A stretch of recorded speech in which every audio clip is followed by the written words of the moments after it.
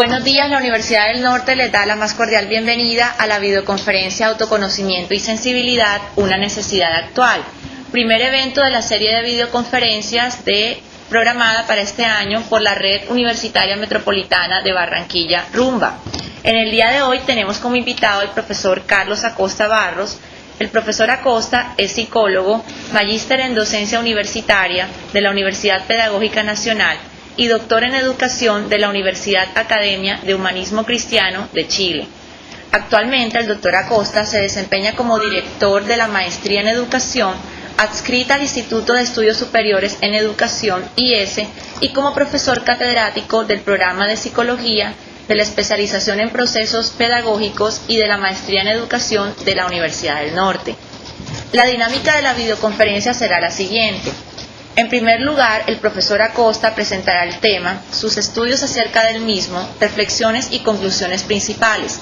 La conferencia tendrá una duración aproximada de 50 minutos.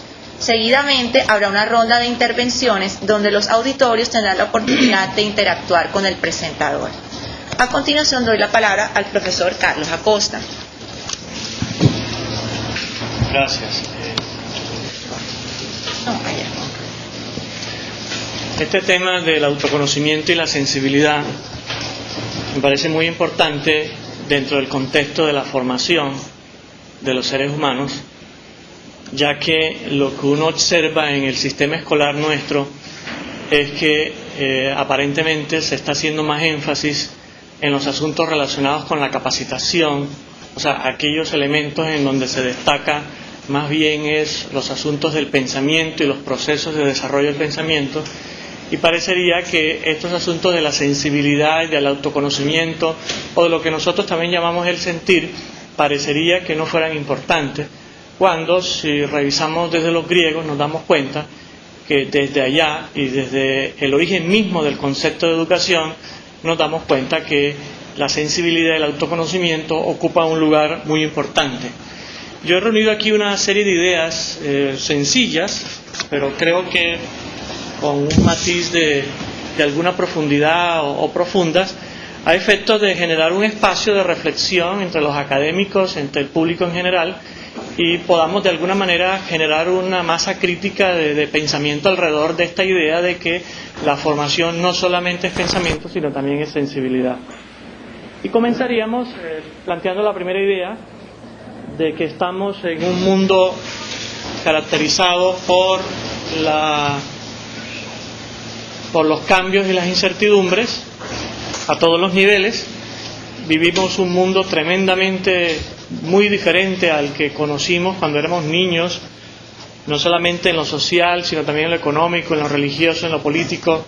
Hay cantidad de ejemplos en esta área. Hace apenas unos pocos años no podíamos comer helados McDonald's. Hoy vemos cómo hay una cantidad de elementos que se compran en términos instantáneos, como las sopas, los cafés, dinero instantáneo, correspondencia instantánea, hasta tableros instantáneos, porque de alguna manera el PowerPoint es un tablero instantáneo.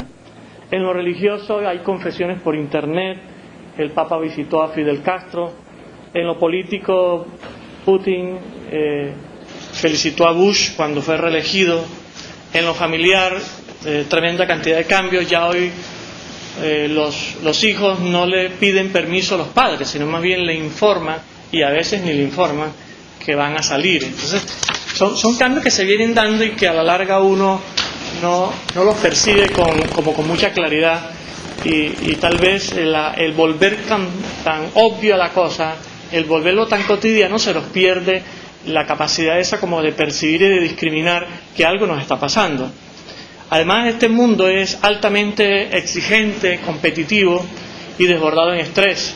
Podríamos decir que hoy vivimos la epidemia del estrés, con el agravante de que en otras epidemias se hacen campañas globales, políticas de salud pública, pero con el estrés, tal vez porque está asociado a la producción y a la adquisición de bienes de consumo y demás, el dinero, tal vez no se le ve como si fuera una enfermedad y una epidemia, pero tal vez el estrés es una epidemia de las más grandes que hay, porque no solamente está presente en muchas personas, sino que además está camuflada, y al estar camuflada, pues obviamente se cuesta más trabajo identificarla y darle soluciones.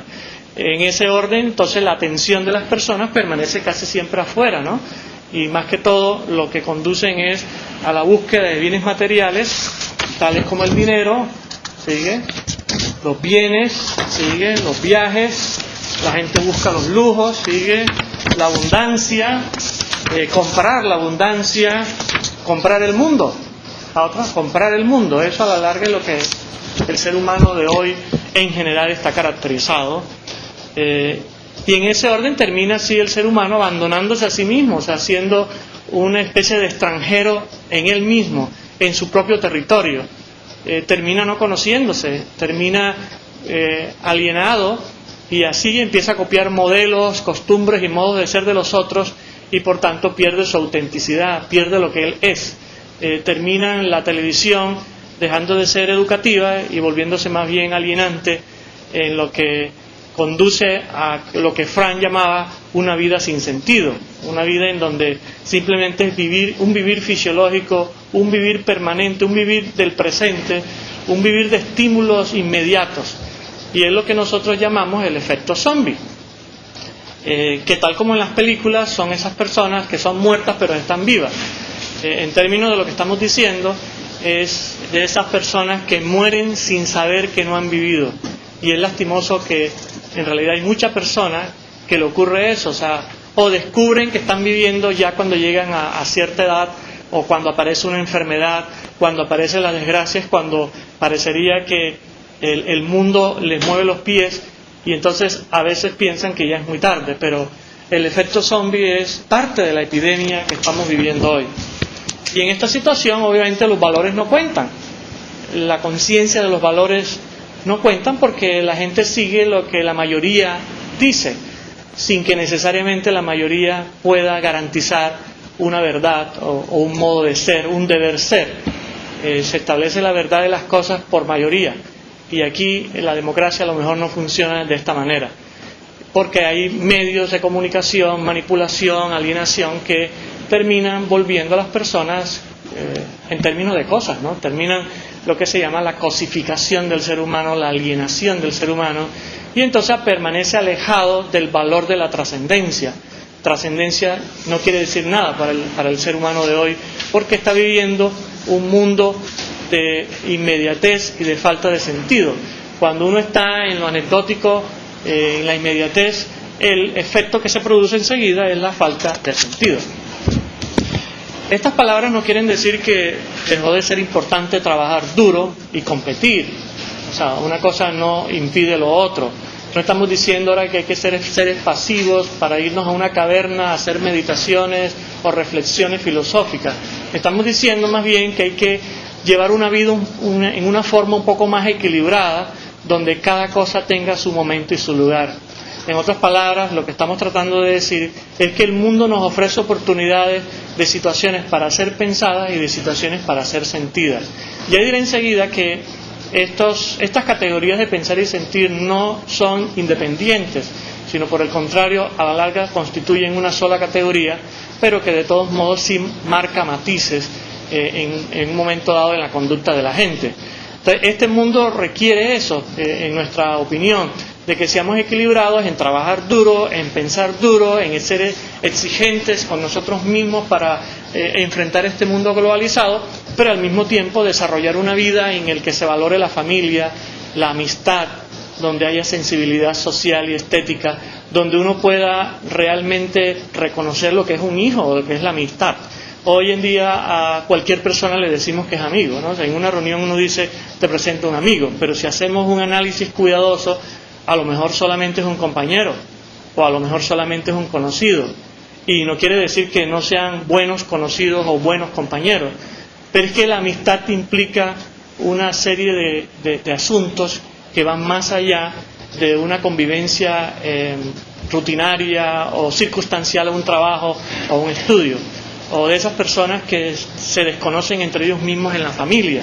Entonces, eso es lo que tratamos de decir, de que se trabaje duro, pero que se tenga la idea de la sensibilidad social, de reconocer lo estético también de lo que nos ofrece el mundo. Cosas estéticas como ver caer la lluvia, pasar la mano en un carro en movimiento, obviamente sin que nos huele la mano el otro carro, oler las flores, saborear la comida, un líquido. ¿Cuántas veces nosotros comemos más bien es en una reunión o pensando en el trabajo, en los problemas, y casi que no nos damos cuenta si realmente comimos? O pasa un tiempo determinado y se nos olvidó que comimos. O sea, se perdió esa capacidad del ser humano de reconocer y de convivir con la familia un momento especial de comida, o sea, se nos volvió un asunto de reunión comida, se nos volvió un asunto de restaurante, se nos volvió un asunto de etiqueta, pero no un momento de que yo estoy conmigo mismo o con mi familia. O percibir el balanceo de los árboles, parece una cosa sencilla, hasta tonta diría alguien, pero si uno intenta concentrarse, mirar la importancia de unos árboles, a lo mejor le encuentra mucha cosa estética. Apretar bombitas de los plásticos, esas plásticos donde se forran las neveras y los electrodomésticos, eso es una sensación muy, muy chévere, como diría uno. O sea, el sobar una superficie muy suave de peluche, por ejemplo, de escuchar música clásica, o sentir con la mano el alpiste, eso que se da a los pajaritos. Estos son ejemplos muy simples, o sea, para ninguno de nosotros estas son ideas desconocidas intelectualmente, pero con toda seguridad que son muchas las excepciones de cuánto nos hemos perdido de esas oportunidades que la naturaleza nos ofrece de percibir paisajes como estos que están aquí pasándose, de árboles, de mares, de paisajes que nos invitan al encuentro con uno mismo, ¿no? A valorar las situaciones y las experiencias que nosotros pudiéramos tener en estos paisajes que hemos pasado en este momento. Es volver la atención sobre sí mismo, O sea, no solamente es poner atención al mundo, ir a trabajar al mundo y competir en el mundo y vivir algo de estrés incluso, porque a la larga hasta el estrés es necesario hasta cierta dosis para enfrentar el mundo, sino también prestarse atención a sí mismo, no ser extranjero, como dije hace un momento. Y dentro de esa atención a sí mismo, el autoconocimiento es uno de los factores más importantes, ¿no? Por eso podemos afirmar desde esta ponencia que el autoconocimiento es una de las primeras cuestiones que hay que identificar para buscar cuál es la necesidad fundamental que lo mueve a uno. O sea, cuando uno hace autoconocimiento debe indagar muchas cosas, pero de las primeras que hay que indagar es como ¿cuál es mi necesidad fundamental? O sea, ¿qué es lo que a mí me mueve? ¿Qué es lo que a mí me pone en acción? ¿Cuáles son esas adicciones, si las podemos llamar de esa manera? Y obviamente no nos estamos refiriendo a las adicciones de tipo narcodependencia, ¿no? Esas son las adicciones más conocidas, las adicciones propiamente dichas. Pero uno tal vez no tiene conciencia de que también hay adicciones a otras cosas, como al poder, al reconocimiento, al prestigio. Hay adicciones hasta para hablar. Hay personas que hablan tanto que no paran porque son adictos a hablar. Hay personas que son adictos a hacer bulla, los buscadores de sensaciones, según los llama Zuckerman, o adicciones a la moda. Hay personas que son adictas hasta a los conflictos. O sea, andan por el mundo lleno de conflictos, generando conflictos, porque cuando hay un momento de tranquilidad parecería que esto no fuera su normalidad.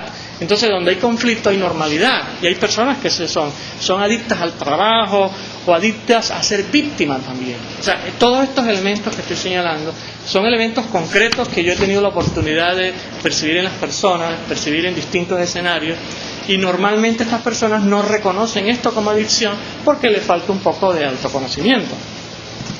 Así, pues, el conocerse a sí mismo es un asunto de mucha importancia que desde los griegos se ha reconocido, y ahí hay una cita de Platón muy importante en el diálogo Fileo, que señala que es bello que el sabio lo conozca todo, pero también es importante conocerse a sí mismo. En Alcibiades, otro de los diálogos, también reconoce allí la importancia de conocer su alma en el sentido de mente. Los estudios muestran además, si queremos ampliar un poco la idea, de que esta condición introspectiva, esta capacidad de sensibilidad y de recogerse a sí mismo, también aumenta la calidad del trabajo. Así Gardner, en el 95, ha señalado esta importancia, ¿no?, del conocerse a sí mismo como una condición que es inalienable. Dennis, que es un investigador sobre los liderazgos, reconoce cómo un líder realmente